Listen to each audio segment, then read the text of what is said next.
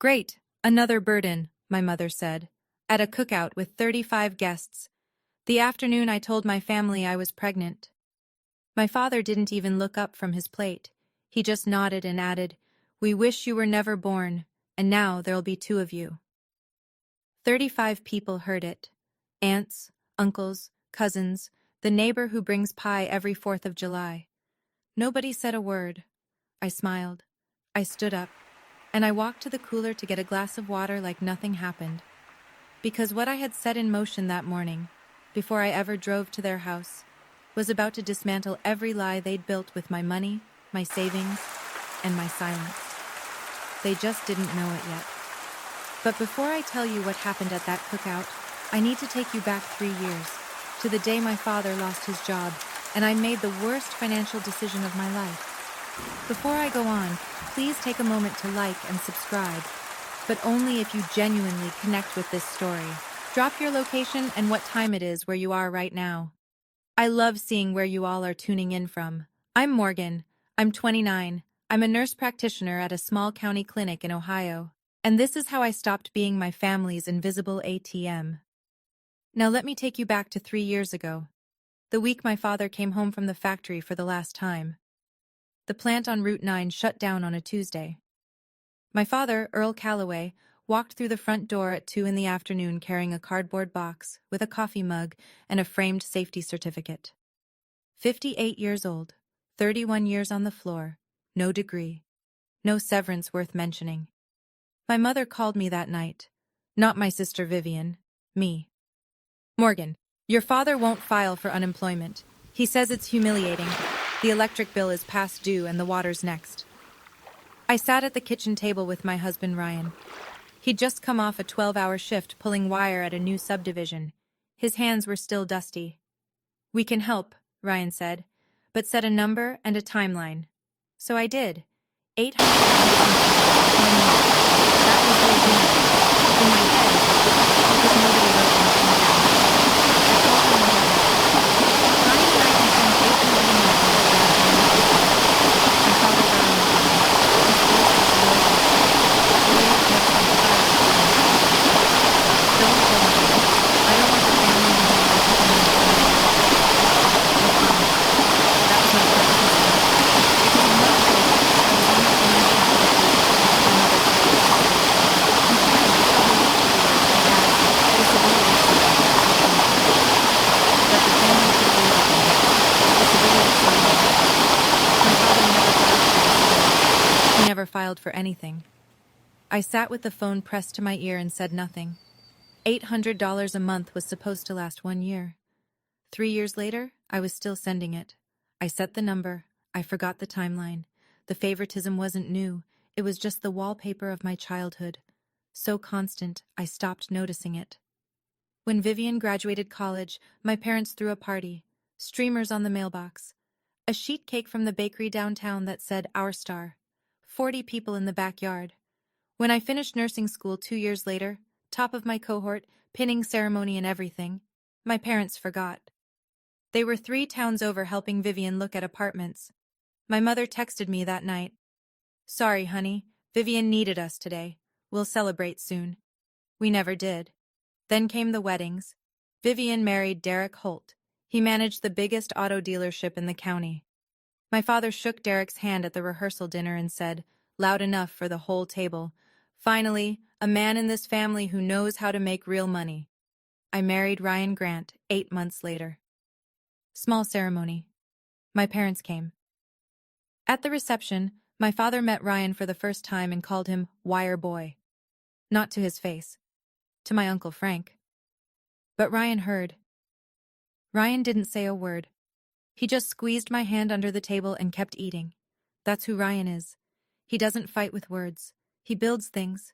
He fixes things. He shows up. But from that night forward, every family dinner, every holiday, every phone call, it was always Vivian. Vivian's promotion. Vivian's new car. Derek's dealership numbers. And Morgan? Morgan's fine. Morgan's busy. Morgan doesn't need anything. Except I was the one wiring $800 on the first of every month so the lights stayed on.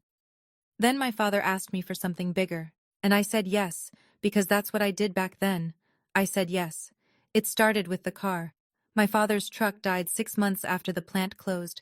He needed wheels to get to job interviews, or so he said. He went to the credit union, but his credit was wrecked. Morgan, I just need a cosigner. I'll make every payment. Ryan looked at me across the kitchen. He didn't say no, but his jaw tightened the way it does when he's holding something back. I signed anyway. That was chain number 2 around my neck. If my father missed a payment, my credit score would tank. And Ryan and I were saving to buy a house before starting a family. Then came the church roof. Our church on Elm Street had a leak that ran all winter. My mother sat at Sunday dinner, dabbing her eyes. The pastor says they need $5,000 or the whole sanctuary ceiling comes down. Nobody stepped up. It breaks my heart. I transferred $5,000 to the church account that Monday, under the name Calloway Family, because my mother asked me to. The following Sunday, Pastor Mike Brennan thanked the Calloway family from the pulpit. My mother stood. My father nodded along from the pew. I sat in the 3rd row and said nothing.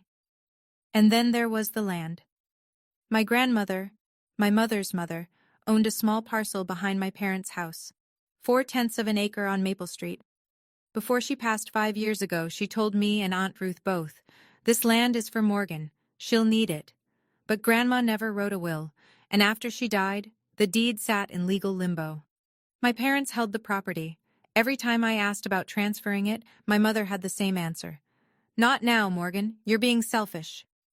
The letter came on a Wednesday. My friend Jess still lived at my old apartment, the one I had before Ryan and I got our place. A piece of mail showed up with my name on it, forwarded from the bank. Jess called me at the clinic between patients. "Morg, you got something from First National. Looks official." I picked it up after my shift, sat in my car in Jess's driveway and tore it open. Account closure notice. Savings account ending in 4471. Final balance, $0.00. I stared at it so long the streetlight came on. That account was opened when I was 6. My father set it up. A joint account, his name and mine. Every birthday check from Grandma went in there. Every dollar I earned bagging groceries in high school. Every bit of graduation money. By the time I turned 18, there was just over $14,000 in that account. I never touched it. I thought of it as a safety net, something solid underneath everything else. I called the bank the next morning. The customer service agent pulled up the records and confirmed it in a flat, professional tone. The account was closed 7 months ago. A withdrawal of $14,216 was made by the joint account holder. 7 months ago. I did the math twice. 7 months ago was exactly 1 month before Vivian and Derek closed on their new house. I sat in my car in the clinic parking lot, engine off, hands on the wheel. $14,000. 18 years of birthday cards and summer jobs. Gone in a single withdrawal I never authorized. And technically didn't need to, because my father's name was on the account. He didn't steal it, not legally, but he took it. I called my mother that evening. I kept my voice steady, the way I do with difficult patients at the clinic. Calm. Clinical. "Mom, my savings account. The one Dad opened when I was 6. Someone withdrew $14,000. A pause. 1 second. 2. "What account? That thing closed years ago, Morgan." "I have the letter. It closed 7 months ago. The full amount was withdrawn." Another pause. Then her voice shifted. Not defensive, offensive. "You're calling to interrogate your own parents? After everything we've done for you? Your father and I raised you, fed you, kept a roof over your head for 18 years. A few $1,000s and you act like we robbed a bank." "It was $14,000, Mom. And how much did it cost to raise you? Do you want me to pull out receipts?" I closed my eyes. I could hear the TV in the background on her end. A game show. Audience clapping. The money went to Vivian's down payment, didn't it? "I don't know what you're talking about. Vivian and Derek saved for that house themselves. Your father and I helped from our own savings, which is none of your business." She hung up. I sat on the edge of my bed. Ryan was in the doorway, arms crossed. He'd heard every word. I hadn't put her on speaker. She was just that loud. "Morgan," he said. I looked up. "Enough." 2 words. That's all he said. And the way he said them, not angry, not pleading, just certain. Something in my chest cracked open. Because he was right. I wasn't choosing between my family and myself anymore. I was choosing for the baby I just found out I was carrying. 10 weeks along. I hadn't told anyone yet. That night, after Ryan fell asleep, I sat at the kitchen table with a notebook and a calculator. I wrote it down. All of it. $800 a month for 36 months. $28,800 total, wired to my parents' account on the first of every month while they told the family it was disability. $14,216 taken from my childhood savings. Rerouted to my sister's down payment while they told me the account was closed years ago. $5,000 donated to the church, under the Callaway name, while my mother took a bow in front of the congregation. Co-signed car loan, still active, still tethered to my credit like an anchor. Grandma's land, promised to me, held by them, used as a leash every time I asked, total surrendered, north of $48,000. And in return? My father wished I'd never been born, he just hadn't said it out loud yet. I didn't write revenge in that notebook. I wrote exit plan. Step 1. Call the credit union about removing my name from the car loan. The officer said it could be done. Either Dad refinanced a loan, or I paid off the remaining balance and closed it out. Remaining balance, $3,200. Step 2. Stop the automatic transfer. Cancel the $800. Step 3. Aunt Ruth. The one person in this family whose word no one questions. I hadn't talked to Aunt Ruth about any of this. Not the money, not the savings, not the church donation. She didn't know, but she was about to. And step 4. I didn't plan this one. My mother planned it for me. 3 days later, she texted the family group chat. Cookout Saturday at our place. Celebrating Vivian's new house. Then a separate text, just to me. Morgan, come early. Bring potato salad. Help me set up. Vivian's busy with the house. I read the text twice. Vivian gets the party. I get the potato salad and the setup crew. I typed back. I'll be there. I have some news to share with the family too. My mother's reply came fast. What news? I'd rather say it in person. A pause. Then, fine, but after Vivian's toast. Saturday is her day. Her day. It was always her day. I set the phone down and looked at Ryan across the living room. He was rewiring a light fixture he'd picked up at the salvage yard. Something for the nursery we couldn't afford to build yet. You sure you want to do this there? He asked without looking up. I want witnesses. He nodded once, went back to stripping wire. That week moved like cold honey. I worked my shifts at the clinic. I smiled at patients. I took blood pressure readings and reviewed lab results and acted like my whole life wasn't about to pivot. But at night, I prepared. I pulled up the email confirmation from when I'd transferred $5,000 to the church. The bank's automated receipt sent to my inbox. Sender, First National Bank. Recipient, Elm Street Community Church. Donor, Morgan Grant. I screenshotted it and saved it to a folder on my phone labeled Receipts. I printed the account closure letter, the one showing $14,000 withdrawn by joint account holder. I slid it into a plain white envelope and tucked it into my purse. And then I did something I hadn't done in years. I opened my laptop and searched for the church's public donor acknowledgement page. There it was. Callaway family, $5,000, roof restoration fund. My name wasn't anywhere on it. Not yet. Thursday afternoon, 2 days before the cookout, I stopped by my parents' house to drop off my father's blood pressure medication. I'm still his daughter. I still filled his prescriptions at the clinic pharmacy. Vivian's SUV was in the driveway. She was at the kitchen counter with my mother, flipping through a home decor catalog. Her ring caught the light every time she turned a page. She looked up when I walked in. Morgan, perfect timing. Come look at these curtains. I set the pill bottle on the counter. Nice house, Viv. You and Derek must have saved hard. Vivian beamed. Honestly, the down payment was the hardest part. $15,000 total. Mom and Dad helped with 14 of it. We only had to cover the last 1,000 ourselves. She said it like it was the most natural thing in the world. Mom and Dad had 14,000? I kept my voice level. Where'd they get that? Vivian shrugged. Dad said it was from his disability savings. He's been putting money aside since the settlement. Disability savings. The settlement that didn't exist. Funded by money that was mine. My mother was watching me from the stove. Her eyes were careful, measuring. I smiled. That was generous of them. Right? Vivian turned another page. Oh. Mom said Pastor Mike is coming to the cookout Saturday. She wants him to bless the new house. I almost laughed. Pastor Mike, the one person outside this kitchen who knew exactly where that church donation came from, and my mother had invited him herself. That's a nice touch, I said. I'm sure the pastor will have some interesting things to say. My mother's spatula stopped moving, just for a second. Then she went back to stirring. I picked up my purse and left. Friday morning, one day before the cookout. I walked into the credit union on Main Street at 9 sharp.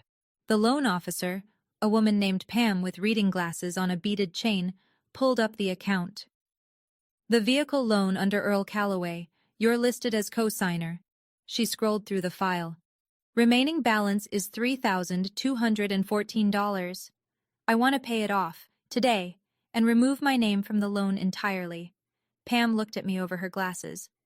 You understand that once paid in full, the lien is released.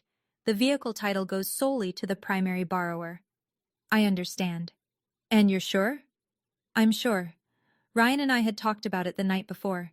$3,000 was the money we'd been putting aside for a crib and changing table and all the things you need when you're about to become parents. We'd figure that part out later. Second-hand, borrowed. It didn't matter. Pay it, Ryan had said. Same way he said everything important. Quiet and final. Buy your freedom. I wrote the check. Pam processed it. She printed a release form and I signed it. Clean signature, steady hand. You're all set, Mrs. Grant. Mr. Calloway will receive notification by mail within 5 to 7 business days. After the cookout. Perfect. I stood to leave, and Pam said something that stopped me at the door. You know, you're the second Calloway in here this month. I turned. What do you mean? She caught herself, shook her head. I'm sorry. I can't discuss other clients' business. I nodded, walked out into the parking lot, sat in my car. The second Calloway this month. My father had been here, recently. For what? I didn't know yet. But I filed it away, right next to the envelope in my purse. Friday evening, I sat on the back porch with my phone and a glass of water. Ryan was inside making dinner. His turn, and he wouldn't let me argue. I dialed Aunt Ruth. She picked up on the second ring. Morgan, it's been too long, sweetheart. Aunt Ruth, I need to tell you something. It's not small. Silence on her end. Then, go ahead. I told her everything. Not fast, not emotional, just the facts laid out in order the way a nurse charts a patient history. The $800 a month for 3 years, the disability lie, the savings account, $14,000, the church roof donation, and my mother taking credit, the co-signed car loan my father held over my head. I could hear Aunt Ruth breathing, steady, like she was measuring each word I said against something she already suspected. When I finished, she was quiet for a long time. Your mother told me your father got a disability settlement. He never filed for disability, Aunt Ruth. He never filed for anything. And the $14,000, that was the account your grandmother started. Yes, ma'am. Another silence. I heard a chair creak, like she was sitting down heavily. What do you want me to do, Morgan? Nothing.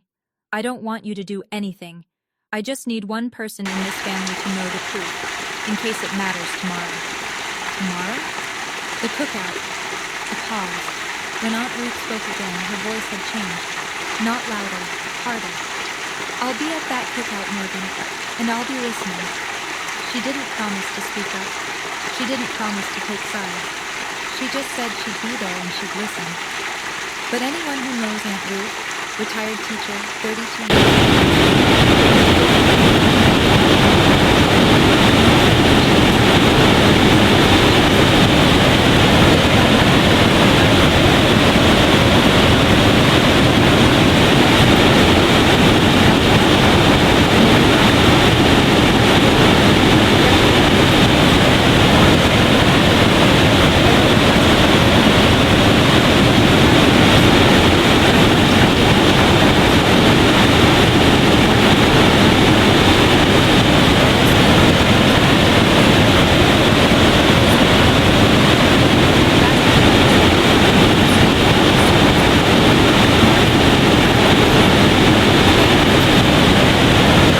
granted your wishes.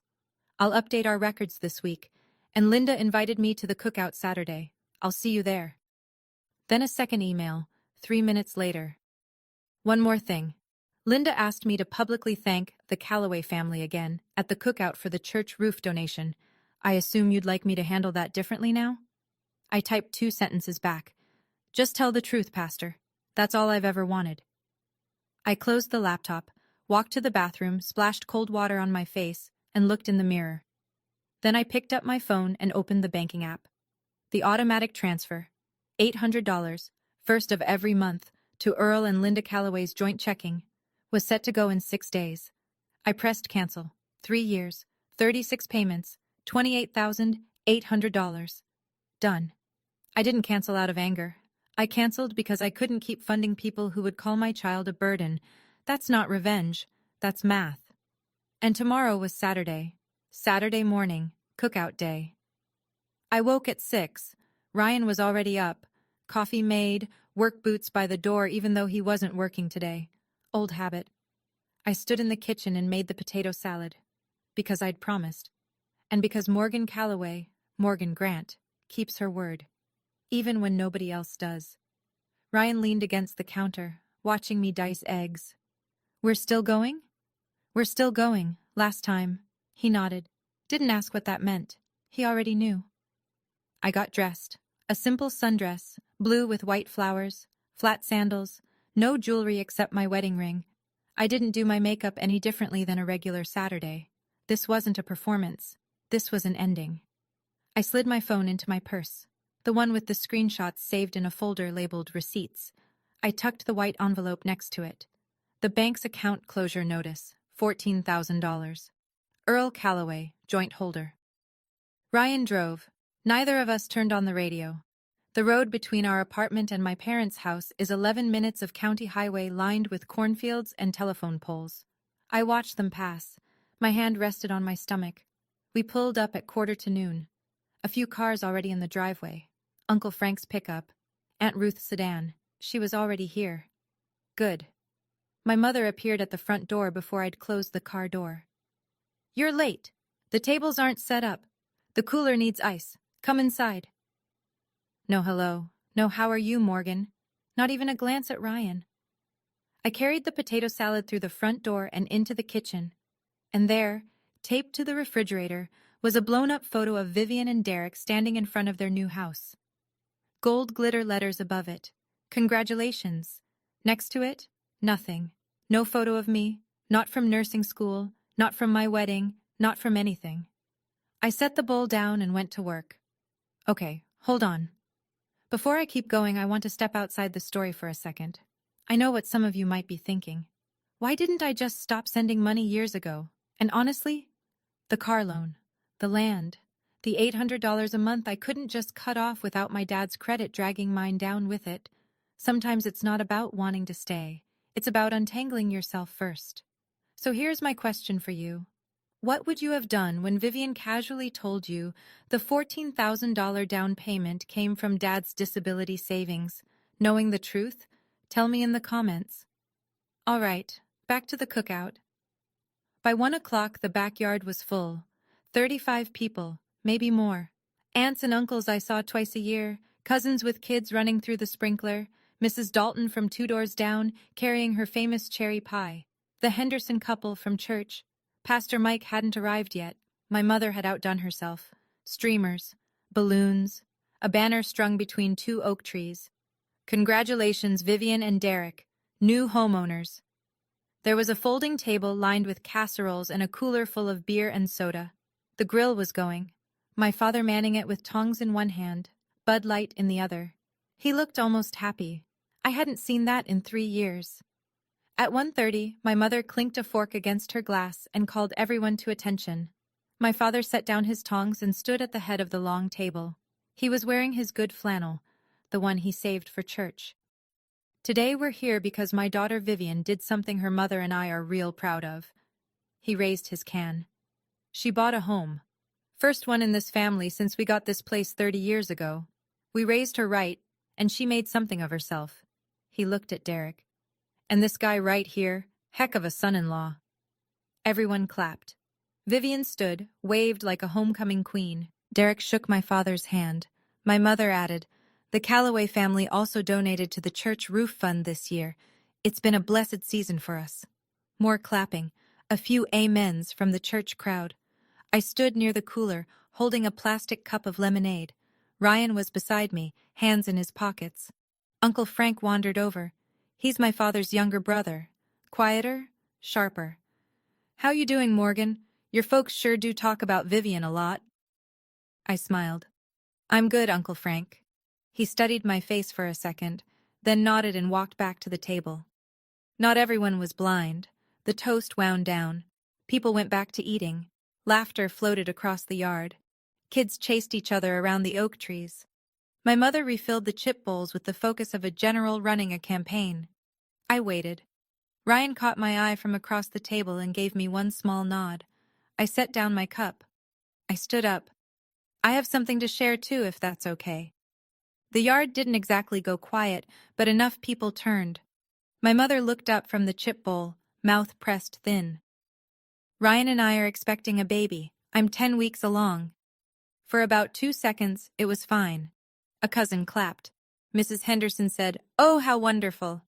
Uncle Frank smiled. Then my mother spoke. "Great. Another burden." She didn't whisper it. She said it at conversation volume, standing right there at the table. "Your sister is buying a house. That's what we're celebrating this month." My father was still at the grill.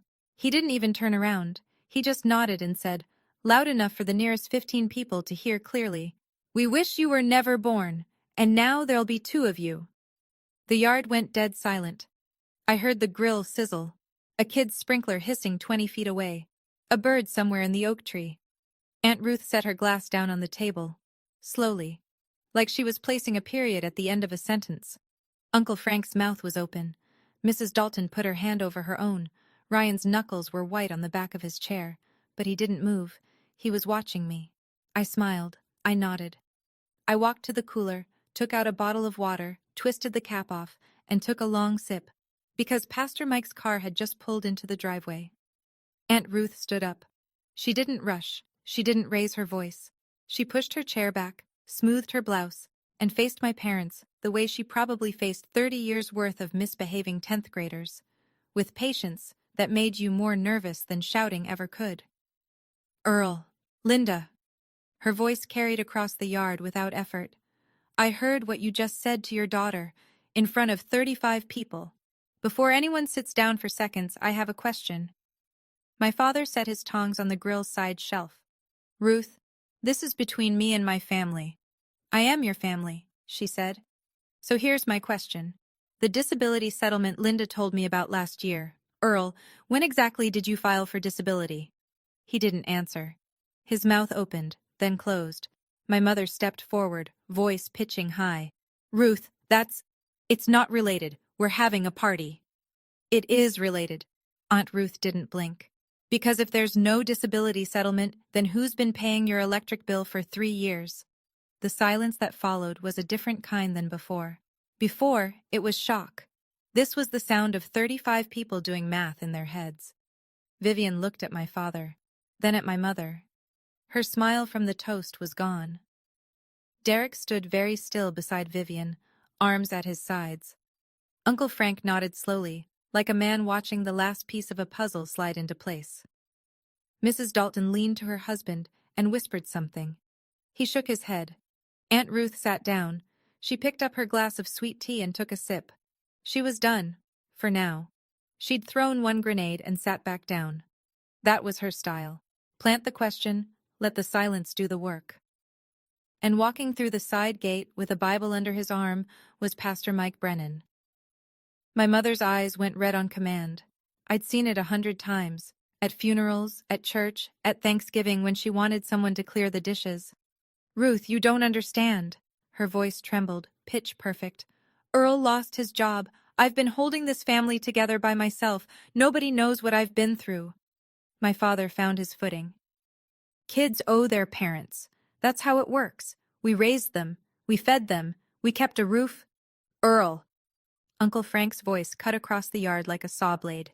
He was standing now, plate still in hand. I just heard you say you wish your daughter was never born, in front of everyone here. Don't you dare talk about what kids owe.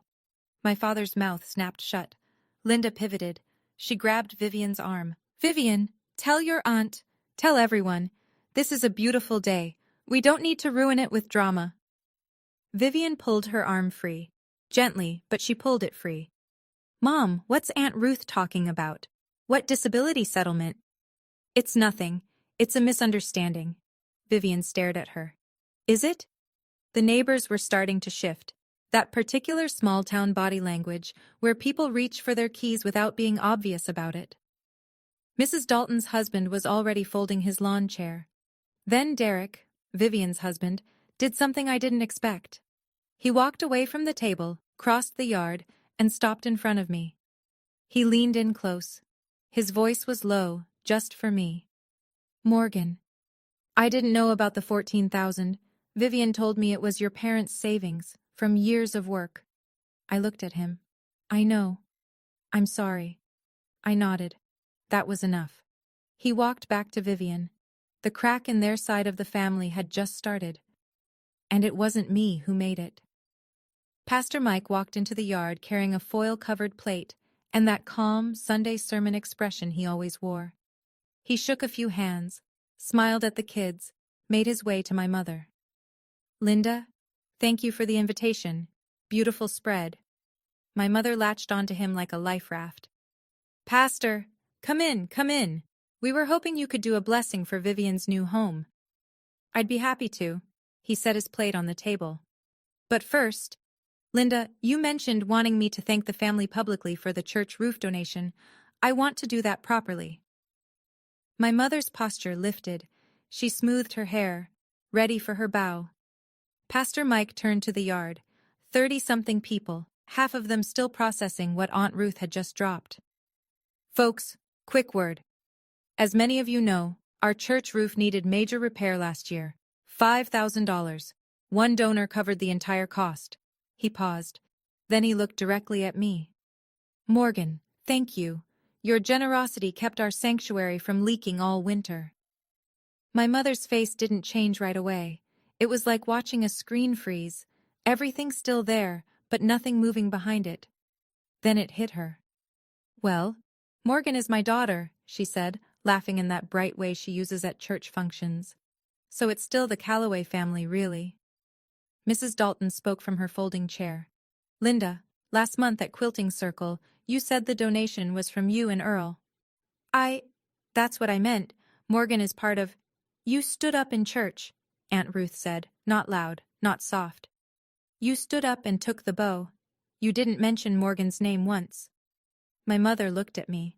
I was standing by the cooler, water bottle in hand. I didn't say a word. I didn't need to. My father tried to regain ground. He stepped away from the grill, jaw set.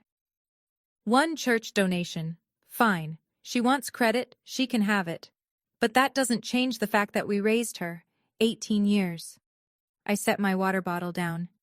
You're right, Dad. You raised me for 18 years. My voice was even. No shake, no edge. And I've been paying you back for the last 3. He stared at me. $800 a month, I said, wired to your checking account on the 1st of every month, for 36 months. That's $28,800. The yard didn't make a sound. Even the kids had stopped running. There is no disability settlement, Aunt Ruth. I looked at her. That money was from me. My bank statements show every transfer, dated and documented. My mother's hand went to her throat. Morgan, what are you doing? Are you trying to destroy this family? I'm not destroying anything, Mom. I'm just done building it for you. Uncle Frank turned to my father. His voice was loud enough that the Hendersons at the far table heard every word. $30,000, Earl, and you told her you wish she was never born. Vivian grabbed Derek's arm. Dad, $800 a month? You told me that was disability money. My father didn't answer. He picked up his beer, stared at it, and set it back down. The grill popped behind him. Smoke curled into the afternoon air. Somewhere on the street, a lawnmower started up. The rest of the world carrying on like nothing was happening. But in that backyard, the Calloway family portrait my mother had been painting for 40 years was dissolving in real time. And I still had the envelope in my purse. I reached into my purse. No dramatic pause, no speech. I pulled out the white envelope and set it on the table in front of Vivian. One more thing. Vivian looked at the envelope like it might bite her. When I was 6 years old, Dad opened a savings account in both our names. Grandma put money in it every birthday. I added to it through high school. By the time I turned 18, there was over $14,000. I looked at my father. 7 months ago, you withdrew every cent. Vivian opened the envelope. She read the bank notice. I watched her lips move as she scanned the final balance line. $0.00. Her face went white. Derek stood up from the table. He looked at my father the way you look at someone who's been lying to you for months. You told us that was your savings, Earl, from years of hard work. My father's chin came up. That account had my name on it. That money was mine. That money was from our mother. Aunt Ruth's voice was iron. From your mother-in-law. From Morgan. I was there when she gave it, Earl. Every single birthday. My mother started crying. Not the controlled kind from earlier. The real kind. The kind that comes when the audience you've been performing for finally sees behind the curtain. Half the guests were on their feet now. The Hendersons had already left. Mrs. Dalton was folding her chair but not leaving. She wanted to see how this ended. Uncle Frank stood with his arms crossed, shaking his head. Vivian set the letter down. Her hand was trembling. "Mom," she said, "is this true?" My mother didn't answer. She just cried harder. That was all the answer anyone needed. I didn't sit down. I didn't need to. This was going to be short. "Dad? Mom?" I looked at them both. My voice was the same one I use when I tell a patient that the test results came back and we need to talk. Calm, clear, no room for bargaining. I canceled the $800 transfer last week. It's done. And I paid off the car loan yesterday. My name is off it. From next month, those payments are yours. My father's face went from red to pale in about 2 seconds. You can't just... I can, because it was my money and my name. My mother tried one more play, the big one. Morgan, if you walk away from this family now, don't ever come back. I let that sentence land. Let it sit there in front of 30 people like a grenade with the pin pulled. Then I said, you told me you wish I was never born, so I'm going to live like I don't exist to you. No $800, no co-signed loans, no potato salad. Somebody, I think it was Mrs. Dalton, let out a small sound, almost like a laugh she caught in her hand. Ryan stepped up beside me. He didn't say anything. He just put his hand on my back. Steady. Warm. I looked at the yard. The deflating balloons. The congratulations banner starting to sag on one end. Uncle Frank, Aunt Ruth, the cousins who'd been watching this whole thing unfold like a play none of them bought tickets for. I'm sorry this happened at a party, I said. Ryan and I are going to head home. We walked through the side gate. I didn't slam it. I didn't turn around. Ryan opened the car door for me. I sat down, buckled my seatbelt, and put my hands on my stomach. We drove home in silence. But it was a different silence than the drive there. This one was clean. Pause. I want to be real with you for a second. Walking away from that cookout was not some triumphant movie moment. My hands were shaking. I was 10 weeks pregnant and my father had just told 35 people he wished I'd never been born. But I kept thinking about my baby, and what kind of mother I'd be if I sat back down and ate potato salad after that. So tell me honestly, do you think I pulled the trigger on everything too hard, too fast? The money, the cosign, the church truth, all at once? Or should I have done it sooner? Let me know in the comments. Okay, here's what happened the week after. Monday morning, my father opened his mailbox and found the letter from the credit union. Loan paid in full. Cosigner removed. Vehicle title transferred to sole borrower, Earl Calloway. Which sounds fine, except now Earl was the only name on a loan history tied to a credit score that couldn't support a library card, let alone a truck payment. The credit union sent a follow-up notice. Based on his current financial profile, they recommended he secure a new cosigner or risk reclassification on future credit applications. Nobody in the family was lining up. Tuesday, my mother checked the bank account. No $800 deposit. She checked again Wednesday. Nothing.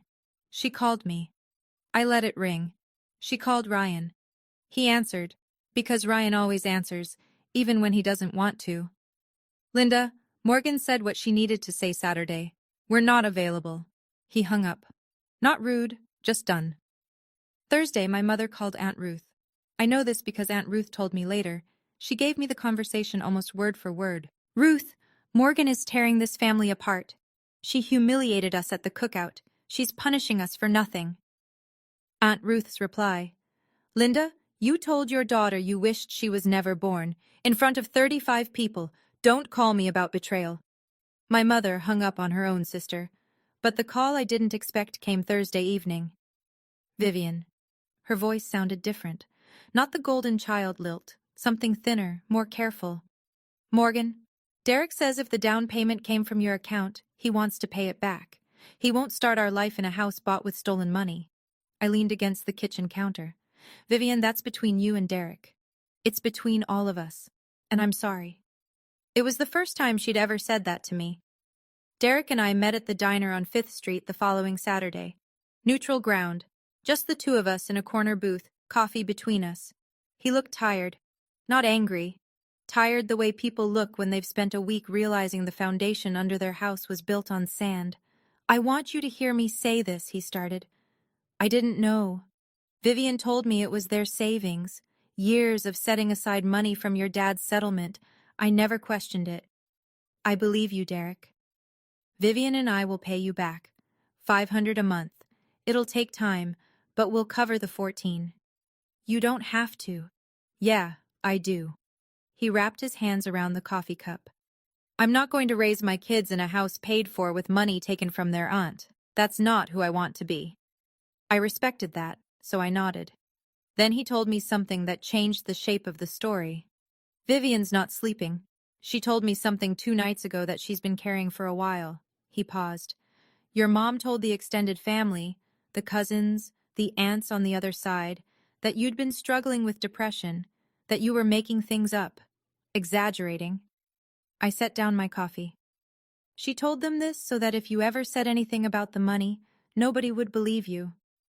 I let that settle.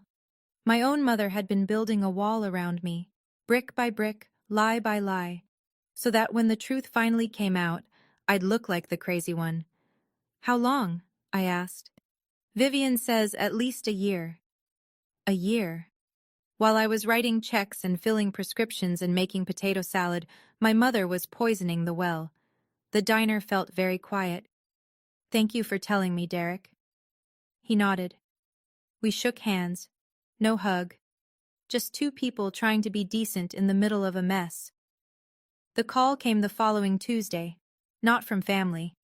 From Pam at the credit union, the same loan officer who'd processed my payoff. Mrs. Grant, I hope this isn't overstep, but after you came in last week, I flagged something in our system during a routine review. Her voice was careful, the way people sound when they're balancing procedure against conscience. Your father visited our branch 3 weeks ago to inquire about a home equity line of credit. He doesn't own a home outright, the mortgage is still not on the house, on a parcel of land, 4/10 of an acre on Maple Street. My grandmother's land. I gripped the phone tighter. He can't do that. The deed isn't in his name. You're correct, which is why the application didn't proceed. The property is still in probate, but I thought you should know the inquiry was made. I thanked her and hung up. Then I sat very still in my car outside the clinic and let it sink in. My father hadn't just taken my past, the savings account, the years of monthly checks, the church donation, the credit score leverage. He'd been trying to take my future too. Grandma's land, the only thing she'd ever meant to leave me, and he'd walked into the credit union to see if he could borrow against it. If I hadn't gone to that credit union to pay off the car loan, Pam would never have flagged Earl's inquiry. I would never have known. That evening, I called Aunt Ruth again. He tried to take the land, I said. A long breath, then. Call a lawyer, Morgan. I'll be your witness. Your grandmother wanted that land for you. I'll say it under oath if I have to. I called a real estate attorney the next morning. He wasn't just stealing my past, he was trying to mortgage my future. Small towns don't need newspapers. They have Mrs. Dalton. By the following Sunday, the story had moved through every circle in town. Quilting group, church coffee hour, the checkout line at Harrison's Market. Not because anyone was cruel about it, because 35 people saw what happened at that cookout, and 35 people have families of their own. My mother showed up at church the next week. She walked to her usual pew, third row, left side, the one she'd sat in for 20 years. It was occupied. 2 women from the choir had gotten there early. Nobody said, "You cannot sit here." They didn't have to. The message was in the silence. The thank you plaque in the church lobby had been updated. Where it once read, Calloway Family, $5,000, Roof Restoration Fund, it now said, Morgan Grant. My mother saw it. She took my father by the elbow and they left before the first hymn. At the post office, Mr. Henderson, who'd been at the cookout and left early, ran into my father. His version of small talk landed like a brick. "Heard your youngest was the one covering the bills, Earl. Everything all right at home?" My father said nothing, walked to his truck, drove away. At Harrison's Market, Linda stopped going to her usual Thursday shift as a volunteer shelf stalker. Too many familiar faces, too many careful silences. Nobody organized a boycott. Nobody wrote letters. This wasn't that kind of cruelty. It was the slow, steady withdrawal of respect, the one currency my mother valued above everything else. My father started spending more time in the garage, door closed. My mother stopped answering the phone on the first ring. Their world didn't collapse overnight. It just got smaller. One averted gaze at a time. 2 weeks after the cookout, Vivian texted me. "Can we talk? Just the 2 of us, no parents." We met at the park on Cedar Street, the one with the old swing set where we used to play when we were kids, before the favoritism calcified into something permanent. Vivian sat on a bench, no sunglasses to hide behind. No Derek. She looked smaller without the golden child glow. "You have every right to hate me," she said. "I don't hate you, Vivian." "Then what?" I thought about it. "I'm tired. There's a difference." She nodded. "I didn't know about the savings account. I swear I didn't. Derek told me what he found out and I didn't sleep for 3 days." She looked at her hands. "I keep thinking, 18 years you saved that money, and Dad just took it." He did. "I want to tell you something." Her voice dropped. "Mom told the cousins you were depressed, that you made things up, that you exaggerated. Derek told me. She did it so nobody would believe you if you ever spoke up." Vivian's chin trembled. "She planned it, Morgan. Our mother planned it." I let the silence sit. A kid ran past us chasing a dog. Normal life, 10 feet away. "We can rebuild, Vivian. You and me, but slowly. And not through them." She wiped her eyes. "Okay. 500 a month. Derek already told me. We'll pay back every cent." I didn't argue. It was my money. Always had been. We sat there for a while. Didn't hug. Didn't cry together. Just 2 sisters on a park bench, 33 and 29, looking at the swing set where things used to be simple. It wasn't forgiveness. Not yet. But it was a door left open. On my terms. The article ran in the County Weekly the same week the leaves started turning. Local electrician Ryan Grant lands contract for new community center. Half a page, with a photo of Ryan shaking hands with the town supervisor. The biggest construction project the township had funded in a decade, and my husband, the man my father called Wire Boy, was the lead contractor. I bought 5 copies, not to gloat, because I wanted our child to see it someday. My father read the paper. "I know because Uncle Frank told me," said Earl was sitting on his porch with the paper open to that page, staring at it like he was trying to solve an equation that wouldn't balance. Wire Boy, building the town's community center. While Earl couldn't find a cosigner for his truck. Meanwhile, the attorney Ryan and I hired filed the paperwork to claim Grandma's land through probate court. Aunt Ruth signed an affidavit, a written statement under oath, that our grandmother intended the Maple Street parcel for me. The attorney said it could take 6 to 8 months, maybe longer, but it was moving. I went to my 12-week prenatal checkup. The baby was healthy, strong heartbeat. The ultrasound tech printed me a picture, and I held it in the car for 10 minutes before driving home. The doctor's intake form asked, "Family support system?" I wrote, "Husband, aunt." That was enough. Ryan and I set up the nursery in the second bedroom of our apartment. It was small, barely fit the crib and a dresser. The crib was second-hand from a coworker whose kids had outgrown it. The walls were pale yellow. Ryan installed the overhead light himself. It wasn't the house on Grandma's land, not yet. But it was ours. Every square inch, paid for with money nobody lied about. My baby would grow up in a small apartment, but it would be a home where nobody wishes they were never born. A month after the cookout, my mother sent a text. "Morgan, I know I said things I shouldn't have, but I'm still your mother. You can't just cut us off." I read it 3 times. Then I typed back, slowly, deliberately, the way I chart notes at the clinic. "Mom, I'm not cutting you off, I'm protecting my child. When you and Dad are ready to sit down with a family therapist, I'm willing to talk, but I'm not going back to writing checks and pretending everything is fine." She didn't reply. 3 days later, Ryan's phone rang during dinner. He looked at the screen, then at me. "It's your dad," he answered. I could hear my father's voice through the speaker. Gruff, clipped, the way he talks when he's trying to sound unbothered. "Tell Morgan to call me." Ryan kept his voice level. "Earl, she knows how to reach you. She set a condition. It's up to you now." A pause. Then the line went dead. My father didn't call again. My mother didn't text again. Not that week, not the week after. I'd be lying if I said it didn't hurt. It did. Some nights I'd lie in bed with my hand on my stomach and think about my mother's voice at the cookout. Another burden. And wonder if there was a version of this where she was different. Where my father was different. Where the savings account stayed intact, and the land was in my name, and nobody had to stand up at a family barbecue and read receipts in front of 35 people. But there wasn't. This was the version I got. I didn't close the door. I put a lock on it. The key was simple.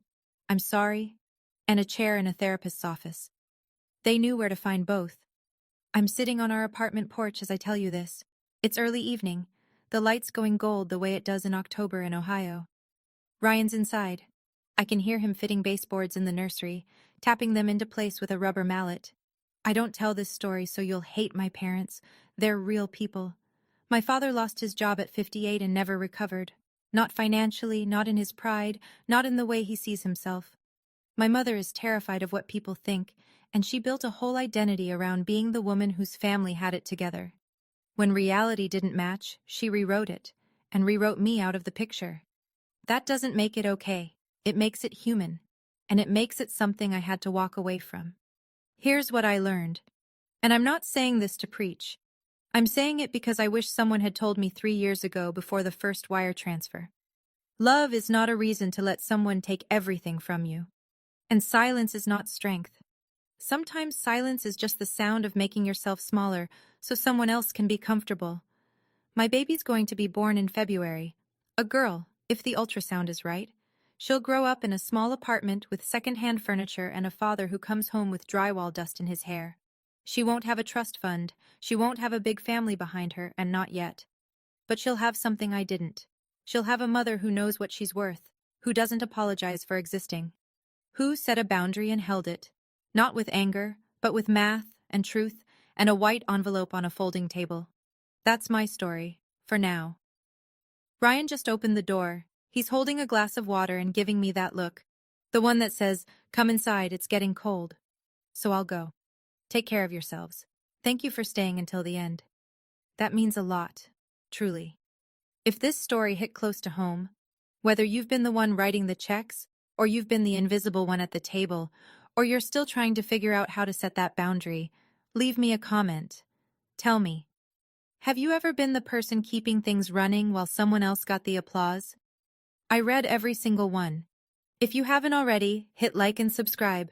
And if you want another story like this one, I've linked it right in the description.